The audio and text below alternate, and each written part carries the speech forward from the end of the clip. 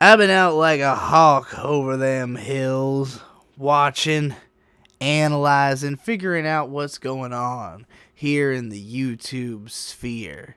You know, I've been doing this for a long time, and I've seen lots of channels rise and fall. I've seen trends come and go, and I've seen what happens when something falls apart. Let me tell you about the evolution of the environment that I've been surrounded by as I've worked on YouTube over the years. I got into the YouTube business officially in 2012. That was when I decided I'm going to make a career out of making YouTube videos. That was what I wanted going forward. And this decision was inspired by the first episode of Game Grumps, where Aaron Hansen and John Jafari are talking about how the two of them don't have normal jobs. They just do YouTube for a living. People are always asking them, what are your day jobs? And they're like, we don't have day jobs. We just do YouTube videos.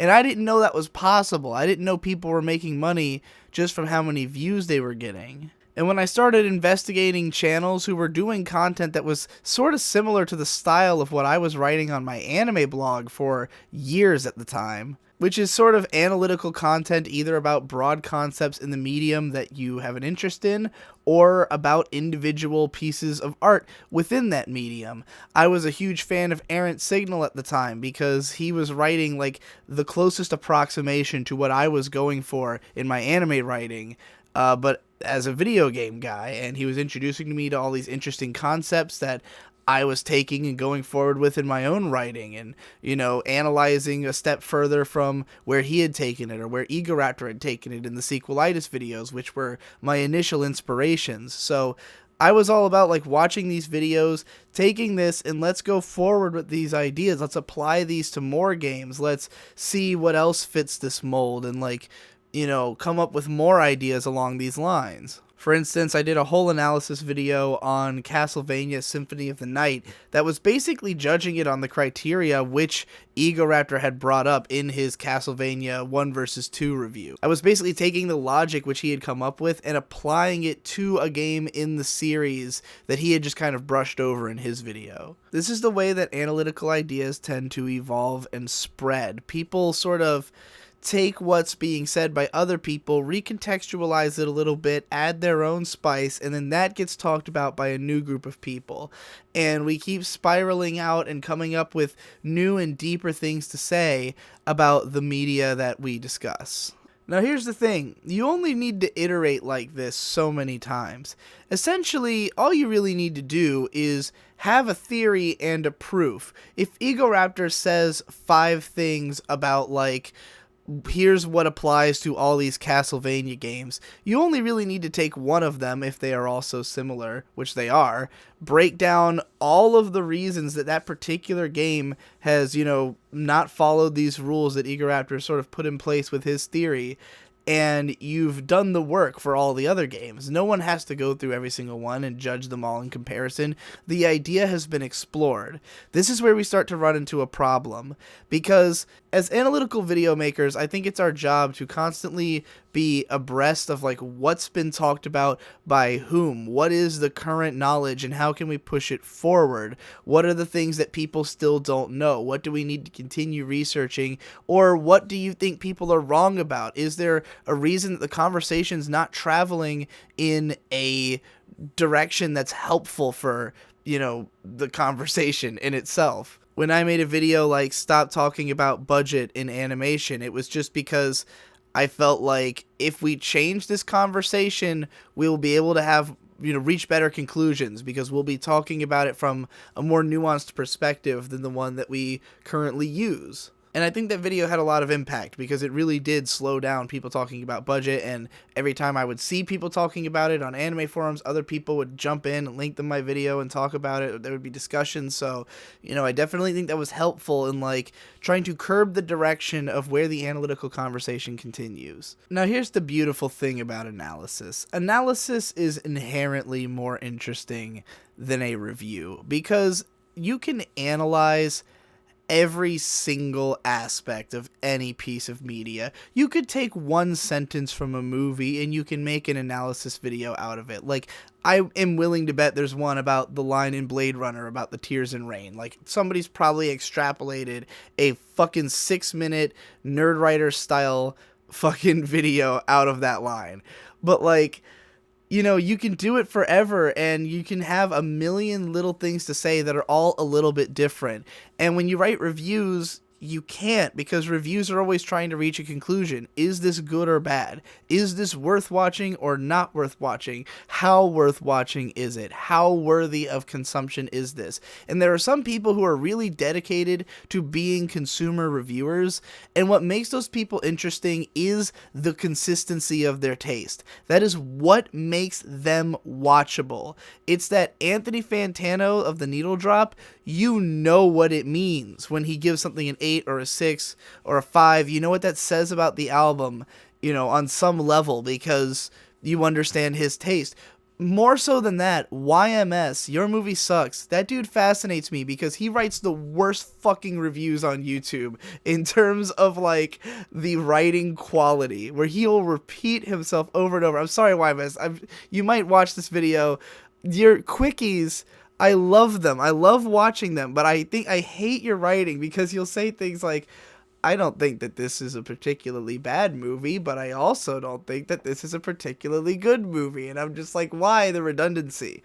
But anyways, the quickie reviews, I don't care about the writing quality. What matters is that I understand his taste in films so perfectly that if he gives a film a score, I immediately know, like, a lot of things about that movie, about how it's structured or what the plot is like, you know, I can tell, for instance, if he gives a 6 to a superhero movie, it's probably pretty along the lines narratively of other superhero movies. If he were to give a superhero movie an 8, I would expect that it's not really that much like any other superhero movie, because he just inherently doesn't like the genre and would only appreciate it if it was a significant twist on the genre. So, like, his score means something in that case. That's what makes a critic who can be a consumer reviewer, a Total Biscuit, someone like that, you know, a Jim Sterling, a Yahtzee Croshaw as my personal favorite, you know, guy who just has a taste that is interesting to hear about. And I can do some of that, and some people really love it when I do it because I do have a very distinct taste. Most of my fans tend to like the same shit that I do. They send me their 3x3s, and it's almost always like some variant of my own 3x3. But the thing is, consumer reviews are boring, and the kind of people who can really dedicate themselves to them, it's because they are willing to go out of their way to make sure they see everything and really understand it. Like, YMS watches every movie that comes out in a year before he does his end of the year list. The Needle Drop, obviously he can't listen to every album because that's just an unfathomable amount of albums for one man to listen to, but he'll come fucking close. I mean, he can match the frequency of entire publications. Like, most magazines are reviewing as many albums with a team in an amount of time as he is by himself, you know. So that is their value as, like, reviewers. But if you're not going that extra mile, your reviews are fucking worthless. Like, if people don't really have a good grasp of who you are and what your taste is, if you don't have the, like, vocabulary in the medium to have an interesting taste, like, there's so many people who try to do anime reviews who've seen like 50 or 60 shows, and it's like, you can probably make an interesting analysis. You could probably go into a show and talk about, like, what affected you directly, and that will be interesting. But if you try to tell me, like, how good or bad an anime is, and you've seen, like, 50, I don't fucking care about your opinion. Like, you just haven't seen enough anime for me to, like, for me to rely on that for anything. Like, I don't know what you've seen. I don't know, like, how you would grade the shit I've watched, you know? Like, I don't know where you've been. I gotta be able to see, like, years worth of your scores for things for me to really appreciate what your scores mean, you know, and that's why the Needle Drop will have his loved list on his website for every year, and you can go back and see what his top 50 was for every year because he understands that kind of branding. But it's because of this that analysis naturally kills reviews. Reviews only really thrive in communities that are niche enough that there are no strong writers within them, because basically whoever is the best writer in about a certain medium within a certain space is going to be everybody's go-to. The reason that Roger Ebert was so fucking famous is that if you're gonna go read a review of a movie, who but the most famous movie critic would you go to? Like, if this guy is supposed to have the best opinions, then shouldn't you just always read him? Why even bother with other reviewers, you know, unless you're really interested in deeper level criticism? And a lot of people are, especially for film. And in the film criticism world, you can't just write reviews and get popular. Like, you won't be relevant to anybody. You know, my favorite film reviewer is Film Crit Hulk, and he writes on a level that is vastly beyond anyone on YouTube, with like maybe two possible. I'm not even gonna give it to anybody. I'm not even gonna fuck Endless Jess on this one. Like, I don't even care if that makes him mad. Like, Film Crit Hulk is my favorite writer, like, hands down. Nobody's going above him. Not today. That's not how this vlog is playing out. Respect the fucking greats. Respect the fucking greats. Film Crit Hulk is like the best writer. So he's the only one I really read. Like, I don't go that far beyond him because, like, I don't have time to consume all the film criticism in the world because I'm not really into film that way. And in the anime community right now, you know, there's really nobody who's totally on the level that, like, normies are just gonna come to them for anime reviews to decide their taste, except for maybe, like, Chris Stuckman, who does, like, movie reviews and also throws in some anime. But, like, you know, I don't think that anybody, like, who doesn't care about the anime community is going to go watch Giguk for an anime movie review. Like, it's gonna be people who at the bare minimum are aware of the concept of, like, AniTube or, like, that Mal something, you know, they know something about the community. There's nobody who's, like, on normie tier, I think, quite yet. Maybe the Anime Man, but I don't really think he does, like, reviews per se. Point being, there's no one right now who's just an interesting mainstream reviewer, except for kind of Super Eye Patch Wolf, and I think that's why he's gotten so popular, is that his tastes really resonate with, like, the biggest base of anime fans. Like, the people who are into, like, the shonen stuff and just the hardcore long-form action shows like JoJo, like, those people make up such a huge part of the Western anime fandom that, like, having someone who just, like, speaks straight exactly what's good about this stuff, like, no frills, he's just like, here's what's good about Berserk, here's what's good about JoJo, and, like, people have just been waiting for that. People have been starved for someone to just do that, and people have been begging me to do that for, like, all their favorite anime for fucking years, and I've just been over here like, I don't know, like, I don't want to go rewatch that to find out what's the best thing about it. I'm, like, happy to have Eye Patch Wolf to take that job away from me, you know? And I don't really watch his videos, to be honest. Like, I enjoy them, I think he's cool, but, like, you know, his stuff is not really made for anime gurus. It's, like, made for people who want to know why they like Dragon Ball Z so goddamn much, and there's definitely a value in that. I already know why I like Dragon Ball Z to whatever extent I do, though. And I appreciate that Eye Patch Wolf is not, like, searching for the consensus opinion backstory and then trying to, like, replicate that. He just actually likes things that it happens that most people do. Like, he's just good for the position. He is the right man for the job. I am not the right man for the job. I don't like mainstream anime. I don't like watching anime while it's airing.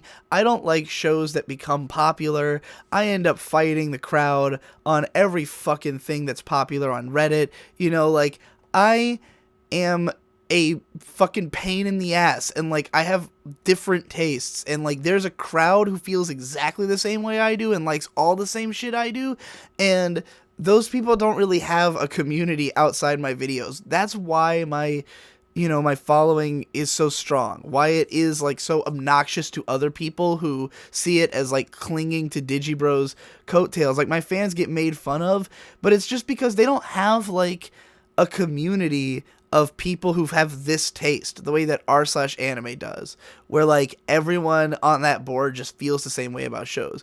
Or fucking where A will just develop, like, Pop Team Epic was built to be the best A show. Of course that was going to be the case. Like, Reddit, I don't know what the hell they care about. I don't fucking go there anymore because I've been banned for 3.5 years. But point is, whatever's the show of the season that was going to be the Digibro fan show, which in this case probably is Pop Team Epic, but like, or Beyond the Universe, or whatever it is that my fans are going to be into, like, that show doesn't have like a community that is like, we're the people who are into this kind of shit. It's just like, they only know about each other because they've all seen my videos, and like they're all in like a Discord, or they're in somewhere else, like there's a bunch of little pockets of my fans who are like the guys who are all sending me the same 3x3s, and I'm going like, this is a group of people who feels this way. And I'm just the only representative for them. But like, because I'm also the only guy doing like in-depth analysis of anime about mainstream shit as well, like SAO, like, at least I was for a time, that made me blow up. And like, I don't know if I was ever supposed to be that big, or if I'm, meant to just appeal to a niche more strongly. I don't know which is the case, but like, point is, and it's not that my tastes are like completely out there. Most of the shit I like is very popular, but like, I'm just saying that I do not have the same, like, I don't have the same taste as any one group of anime fans that I've seen online, with the exception of people who really like Digibro content. And I do not think that's because those people just, like, listen to what I had to say and now they just think that, A lot of them have seen tons of other shit. A lot of them come to me because they already like those shows, and, like, they just found someone who's actually talking about them. And a lot of those people will go beyond me and find other shit that's in the style of the stuff I like and fall in love with that. And then they'll fucking constantly tell me that I need to go watch it, and I'll get to it one day, and then I never do. And it's made me happy to see that there are enough analysis channels now that a lot of the shows that I don't care about, but I appreciate that there is something to say about them, get covered. I appreciate that we've got like Under the Scope, or fucking Pause and Select, or any of these other guys who will like, take one of the new shows that just came out or finished that they were like really into and do like an in-depth breakdown, and like, I might not even feel the way they do. Like Keiko Cat doing Flip Flappers, She broke down Flip Flappers and made it interesting, but like, I didn't get any of that out of the show, and I don't feel that way about the show, so I couldn't have made that video. I'm glad people are doing that, and that there's like a community of people making analysis videos about all the interesting shows. And I think there's a lot of people playing around with analysis, a lot of people trying to be interesting, trying to get out of the shadow of whoever they are in the shadow of, be that me, or Mother's Basement, or Giga, or whoever it is that they've been, like, copying the style of, Demolition D, like, there are a lot of pretenders to these thrones, but then there's also a lot of people who are obviously trying to find their own voice. I look at a real newcomer, Zen Huxtable, this guy I followed recently, who's been putting out a video like every couple of days, and they're all like these weird mixed media approaches of like live action footage, analysis video, comedy, and like the shit could use more shine. Like, he's not fucking amazing at it yet, but like, I see a guy coming up with new ideas and like trying to find ways to make an analysis video entertaining without just fucking using slick,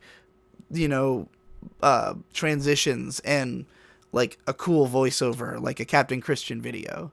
But that brings me to my problem with analysis videos, which is that, again, you can do it about anything. It's very easy. It is very easy to just apply the principles of analysis to literally anything. And I've done it a lot, in the hacky moments of my career. If you listen to my Patreon exclusive content, you know that I have like a punching bag video that I have just chosen as like my whipping horse to describe all the worst like things I've ever done.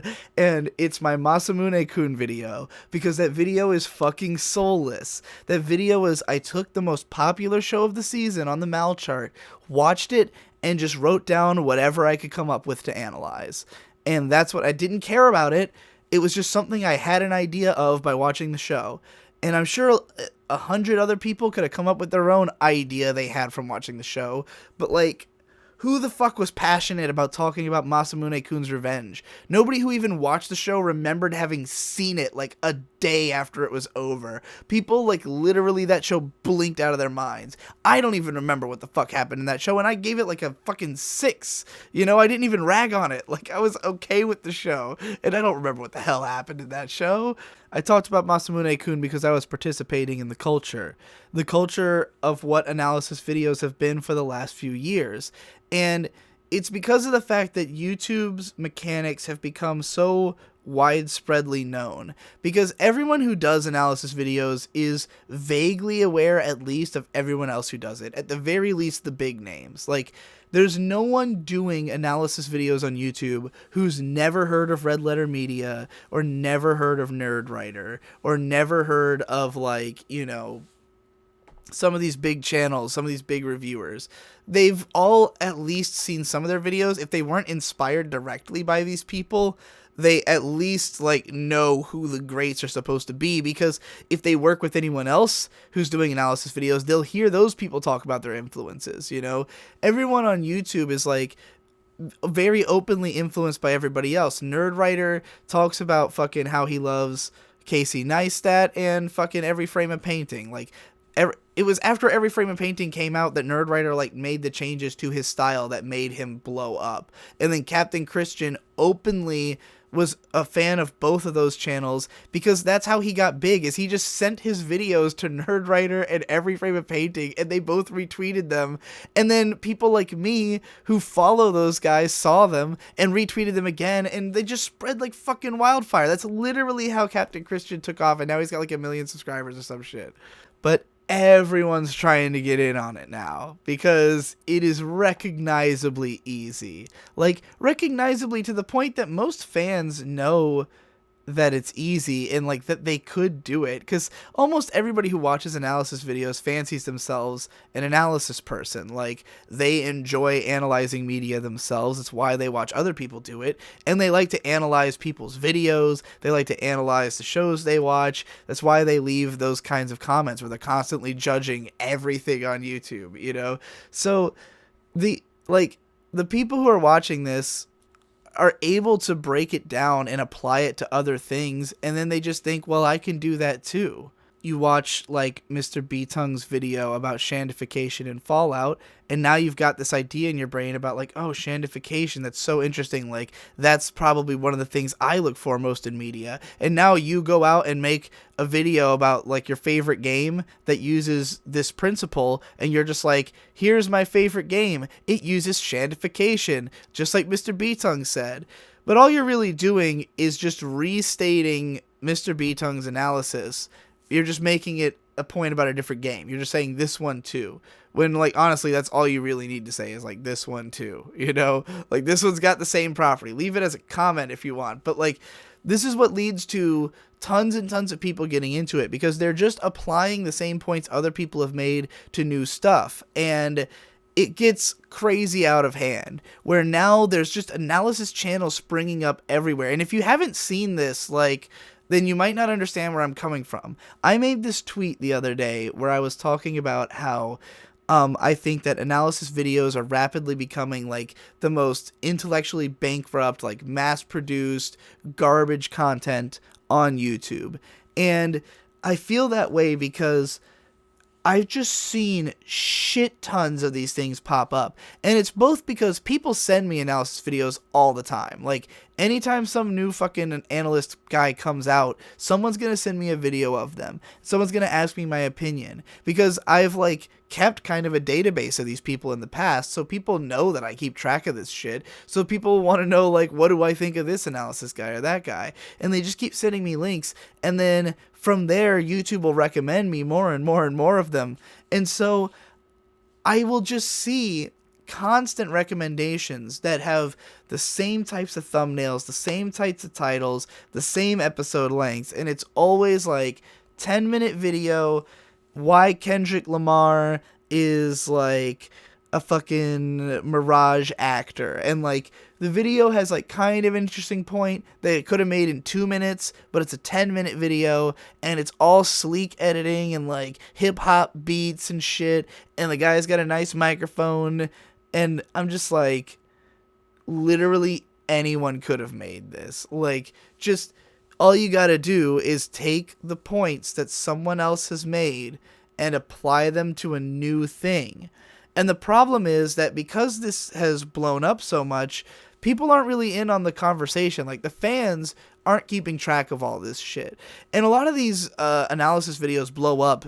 Like, when these channels eventually hit it big, it's because they have something that catches on in mainstream YouTube. It's not just watched by, like, obsessive analytical video watchers. Like, I've seen a whole bunch of channels spring up where I'll go to their channel and they'll have had, like, 13 videos that all have like middling view counts, but then they finally made like one video about something popular, and that one's got like 300,000 views, and now they've got subscribers, you know. And if they can strike that gold again, their channel will keep growing, and then you'll get an Eye Patch Wolf who like has somehow like matriculated his brain to only like see popular things. Like, he somehow understands exactly what everyone wants him to talk about, just like instinctively. It's incredible. Unlike other YouTubers who just pay search engine optimization guys to figure that out for them. Now, I've never needed to be told what's popular and what's relevant. I've just needed to be told what the hell I'm supposed to say about it. Because for me, repeating myself is boring. That's the one thing I don't want to have to do. I don't want to be like applying the same cookie cutter points to 1,000 different things.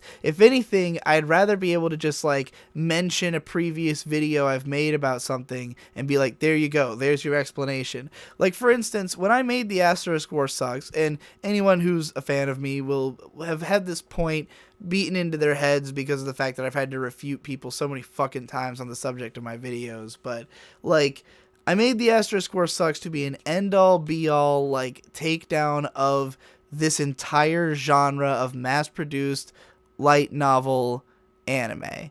And you can take that video and apply it to all of them, and it works just as well. You know, a new show came out, Death March to the Parallel World Rhapsody. Worst show I've seen since Asterisk War. Probably even worse than the first episode of Asterisk War. But, like, as soon as I said that on Twitter, I got, like, 100 responses, like, do a 12-part video. Oh, you should talk about it. You should do a new Asterisk War. Is this going to be the new Asterisk War? And I'm just like, guys, like, I mean, I could, but it's just going to be the same thing. It's just going to be the same thing. And why would I bother? Like, you don't need to watch this show. Things that are good tend to be good in unique ways. Like, things that are really amazing, it's not just that they are technically great, which, I mean, that's another thing that, you know, bores me to tears about a lot of people making analysis videos, is they just break down why something is technically good without like explaining why I should care, or like why that's interesting. Like, what does that technicality do to me, you know, emotionally? Like, you know, a lot of people will just list those things separately, and I don't know how to fucking make this point. There's analysis videos everywhere now, and most of them are saying shit that people were saying 3 years ago, 4 years ago. You know, it's just, again, making the same points, but about new shit. There's not a lot of people, like, really evolving, and if anything, most people are trying to devolve, because that's what's been, like, openly encouraged by YouTube, you know? They're just telling you, like, make your videos longer, you know, so you can fit more ads into them, and keep people on YouTube for as long as possible. That's your job. That is what YouTube tells YouTubers. This is your job. And so, like, It used to be everyone was trying to top one another with editing. Everyone wanted to have the biggest, best video. Now everybody wants to have the slickest video, and there's a big difference. Sequelitis was great because of the fact that it had animations in it, and it had jokes, and it had music, and it was like a fully produced thing that felt like an event. Same goes for the Mr. Plinkett Star Wars reviews, which have full-on live-action skits in them. AVGN, back in the day, you watched him for the jokes. Entertainment value was considered like extremely important, and if you didn't have enough of it, you weren't going to survive. The reason I didn't think I would be able to succeed on YouTube until I saw Errant Signal was that I thought if you're not entertaining, no one's going to watch the video. They're not going to watch an analysis video. They're not going to listen to you just like break down the concepts in something. But then when I saw that Errant Signal was breaking down like really interesting stuff, and he was, you know, on the forefront of talking about games in like an academic way on YouTube, you know, not just reviewing them, but breaking down how they work and like educating people about shit. And I thought, well, I can get in on that game. Educational videos have always been a big part of YouTube, but I don't think that people talk about them anymore because most of those channels are well established and people just like aren't surprised by their existence anymore. Even though like everything CGP Grey has ever made has been like the most important video that has come out when it comes out, you know? But instead of trying to make great videos, now people try to make digestible videos. They try to make videos that are sleek and feel nice and put you in a good state of mind so that you will watch as fucking many of them as possible for as long as fucking possible. Analysis videos are just supposed to make you feel smart. That's what most of them are trying to do. They're just trying to inflate your ego or like the sense of purpose of the media you consume by telling you that there is more to it than first meets the eye, that it is of greater importance, that it has more to offer, that like if you explore it more deeply, you will get more out of it. It's very like self-justifying. Analysis videos constantly have to like convince you that analysis is important or interesting so that you will play along and enjoy the ride. And what a lot of the new school of analysis YouTubers have figured out is that you can do that aesthetically. The reason that Captain Christian videos feel smart is not that he uses big words or like flowery diction or anything. He just fucking has real sleek editing that looks real professional and he sounds cool. And he gives you just facts. Like most of his videos, he could be just like reading off like whatever simple information about this thing exists. You know, but like he edits it in such a slick way that it feels informational and intelligent. And a lot of people have figured out how to do that on at least a minimum level. Now, Captain Christian's doing it on like a really high level. His shit is real slick, and occasionally he has something kind of interesting to say if he's putting effort into the video. But there's a lot of people out there who are just slapping together whatever, or even if they have interesting ideas, they're just packaging them in such a familiar and like easily consumable way once again that they just end up being boring. I've been seeing channels spring up that actually have like more in-depth things to say about, say, music or film that I haven't heard people saying before, but the way they're packaging it is just so stock and rote, and I'm tired of watching analysis videos all day that I end up just getting bored with them. Like, it's really hard for me to be impressed with analysis videos anymore. They have to go like above and beyond to have some kind of narrative or like a really explosive character, a lot of charisma. Like, I can watch Best Guy Ever talk about literally anything because he fucking flails his arms and he has a fun voice and like it doesn't matter. This is why people watch me talk about anything. Like, people don't watch me because they think everything I talk about is interesting. They think the way I talk about it is interesting. They want to hear me talk. They like the cadence of my voice, the way I deliver my lines, the passion that I have for the subject of what I discuss. They don't want to hear my thoughts on Masamune-kun. Like, my audience didn't give a fuck about that video because to them, it's just like, you clearly don't care about this. Like, we know you don't care about this show. That is so evident and obvious. Why would you ever talk about this if it was for any reason other than you thought it was the most popular show, so you have to? And like, my fans don't respect that because that's not what they watch me for. You know, if they wanted that, they could go somewhere else, but they're kind of hoping for better from me. And it's funny to me that when I veer off the beaten path, some people see it as me like taking a dive and being like burning away fucking my popularity. But really, I'm just like reaffirming for my core audience why they care because, you know, I'm not really here to appeal to the masses. I'm here to appeal to them. And like, the masses will just pass through that Masamune-kun video, get nothing out of it, not even fully understand it. They just wanted to know if the show's good or not. And the answer they got was like kind of confusing. The video got probably 250,000 fucking views. Like, it's a real successful video, but it's who cares? Like, no one was going to come back because of that video. And that's how I feel about all these analysis channels. I'll watch a video and I'll go like, sure, he had something kind of interesting to say about Kanye West, but I don't want to fucking have to sit through 15 minutes of this every week. And I know a lot of people are getting sick of it because people tell me, people come to me to complain about it. My little brother who, you know, when I was in the swing of getting into analysis videos, I subbed him to basically everything.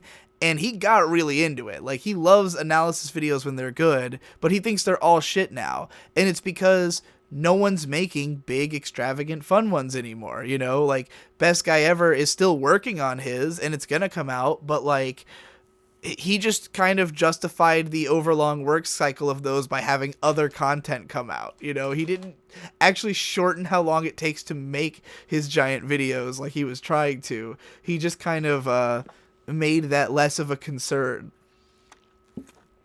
at least for the time being, until he escapes, you know, from his fucking corporate shackles and can do this full time. But point being that, like, there's just none of it coming out. If you don't get a new fucking plebe weeb or some weird thing that Munchie made that's funny or like something interesting, every once in a while an Emp Lemon video might be entertaining. His new Meme Minute series fucking blows though. Sorry, Emp, if you're watching this. I doubt it.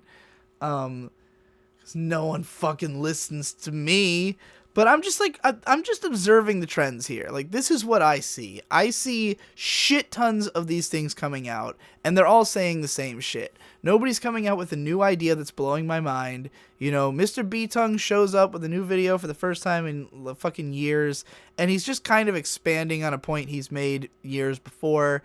And sure, it's fine, but like, it's nothing mind-blowing. No one's mind-blowing right now. Nobody has made a video in the last year that like I watched it and I had a whole new take on media, or like, you know, thought, oh my god, I'm gonna apply this to everything I've fucking seen. And I don't think that's because we're out of analytical ideas. I think it's because everyone's just fucking resting on their laurels. Like, Red Letter Media put out, you know, the Ghostbusters review, which had something kind of interesting to say. It was talking about this bizarre marketing that went on behind this movie, and Red Letter Media has always specialized in breaking down the marketing in movies. They did that for Jack and Jill famously, you know, so that was a great video. But, you know, for the most part, they do Half in the Bag, and Half in the Bag rarely has something interesting or new to say, if ever. And, you know, so however long we have to wait for the next Mr. Plinkett, is that how long we have to wait for another analysis video to make a mind-blowing point? Or, you know, do people not know how to make it with the current means we have? Like, are we trapped because nobody's thought about how to expand the concept of what analysis videos can be? Is everyone afraid to get off the beaten path of, like, what is an instant seller right now?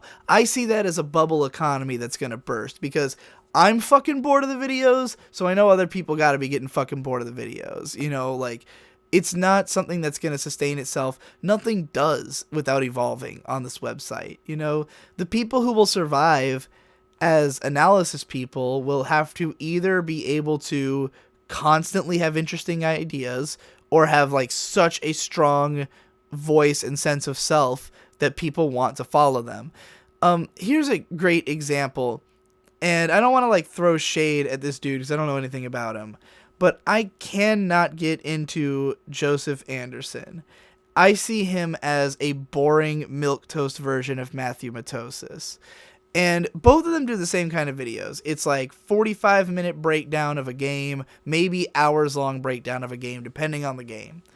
Matthew Matosis is very dry in the way he delivers his dialogue, and he's usually trying to, judge things in what he would consider to be at least somewhat objective terms. He's not really trying to, talk about his personal experience too much, though he will bring it up, in making his point. But he's mostly just trying to get to the heart of, did the developers accomplish what they were setting out to do? And if so, how well did they do that? Is the kind of the approach he takes. But Matthew Matosis has made it very clear what he values in games. He has a consistent approach. He has a consistent ethos with what he wants from a game. And if you watch all of his videos back to back, you'll see a narrative unfold about what does this man want games to be in general, and why has he chosen the games that he's chosen to talk about. Matthew Matosis will almost exclusively talk about either an entire franchise of massive titles where he goes through every single one and compares them against each other to see why each of them was as successful as the last.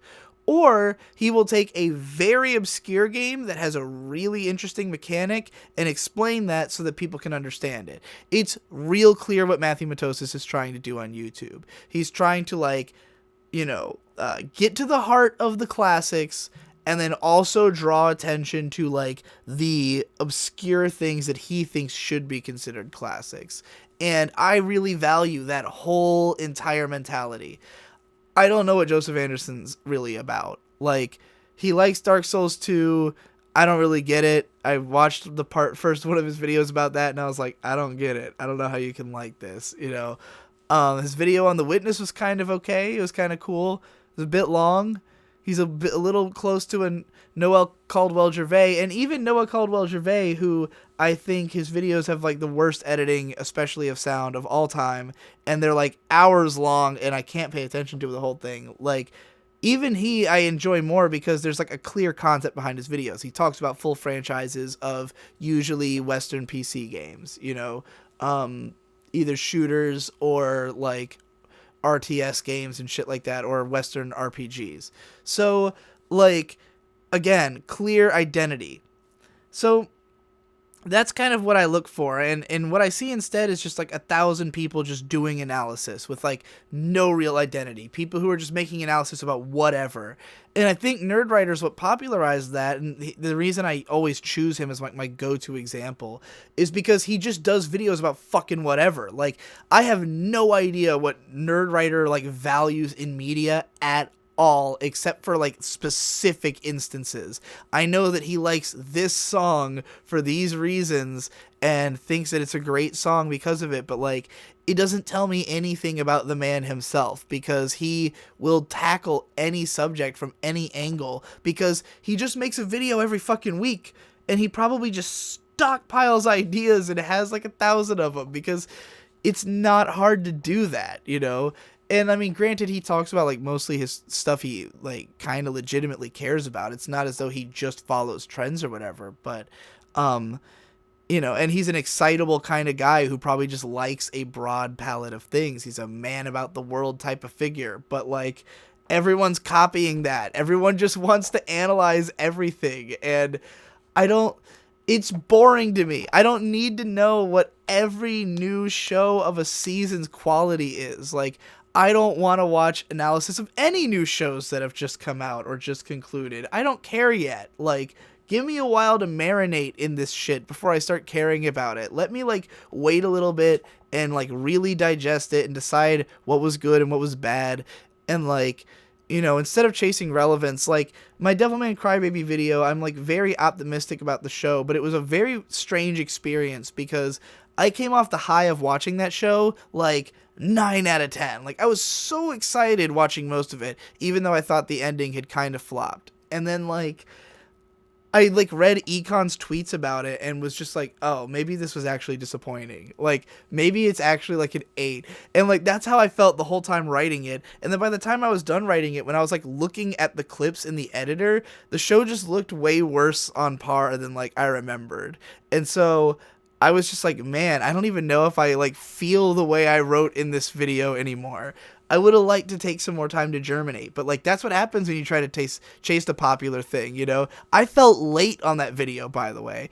I was supposed to have a one night turnaround on that because I was trying to capitalize on the release of the film or of the show, but my original script was so bad I had to rewrite it. Like it was originally a 30-minute video that was a fucking clusterfuck, and I just cut it down significantly because I couldn't release that. I couldn't bring myself to edit it when it was in that state.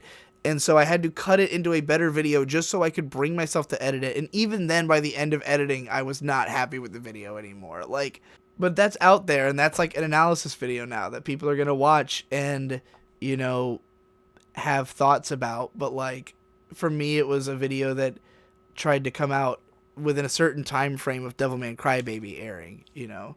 And it's funny that I even did it because it was during a period where I was like against doing that, but I just thought, oh, I've got an opportunity to talk about Devilman, so whatever, it's fine. Anyway, this is what I meant when I talked about all that shit about how I want to evolve and everything. A lot of people just looked at my Shintaro Kago video and are like, this is exactly what he meant by the tweet. And I think I wasn't even like working on that video yet when I made that tweet. Like that was not even an idea in my head yet, I don't think. I have wanted to do a Respect the Greats as a series for a little while, and I knew I wanted to do Shintaro Kago as one of them, but I wasn't really sure how to cover it because in my mind, you can't just do an analysis video about anything. You can't just do an analysis video because you want to. Like, I know I said earlier that you can do it about literally anything, but like you can't do an interesting one. Like if I just take the elements of his art that are obvious, like what it is saying about society, you can get that out of just looking at the art. Like, it is not difficult. Shintaro Kago's art is not complicated. It's not, like, hidden depth. You look at it and you get it immediately. It's scatological, it's offensive, it's in your face, it's fucking Guro, you know? It's not something that's meant to, like, toil your mind over, but I want to make a video about him because I think he's fucking interesting and I want to show off his work and get people to talk about him and, like, you know, share what few things, like, what does it make me feel regardless of what it is, what it's saying, what does it make me feel? And I explore that in this song, especially in like the you know, the two back stanzas where I fucking have one part about, like, you know, how socially disturbing art makes me feel, and then another part about, like, specifically how his line work and color art makes me feel, and, like, you know, what I think about when I look at his worlds, and that's all I wanted to say about him, you know. So how do I make that interesting?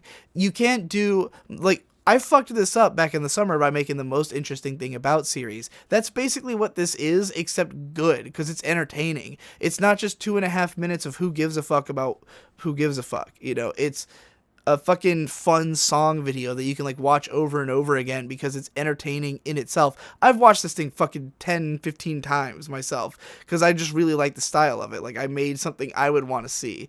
And if I got to watch a video like that every week, I'd be excited. You know, obviously I don't want the same fucking thing, but this is something that I think you can make the 2.5 minute video and make it cool this way, you know? So yeah. That's what I mean by, like, I'm evolving the medium by doing this. But it's not that I think, like, everything needs to be a big song and dance production. It's that, like, I think everyone needs to just be coming up with new ideas. Give me something I didn't watch right before your video. Like, give me something that if YouTube auto plays me into you, I'll remember who you are and not just confuse you with the guy I watched last, which happens to me all the fucking time. I cannot tell the analysis channels apart anymore. So yeah, just, I encourage innovation. Either come up with your own analytical ideas about things, like try to have new things to say, or like dig up real obscure shit that no one's talking about, like Mori Masaki, or Galaxy Express 39, which nobody's talked about in a long time, certainly not on anime YouTube, you know, or whatever, you know. I'm not just going to sit here and blow my own dick about how interesting my ideas are, but, like, just come up with something that will make me not think that the last guy I watched could have made it. All right, that's it. This went way too long.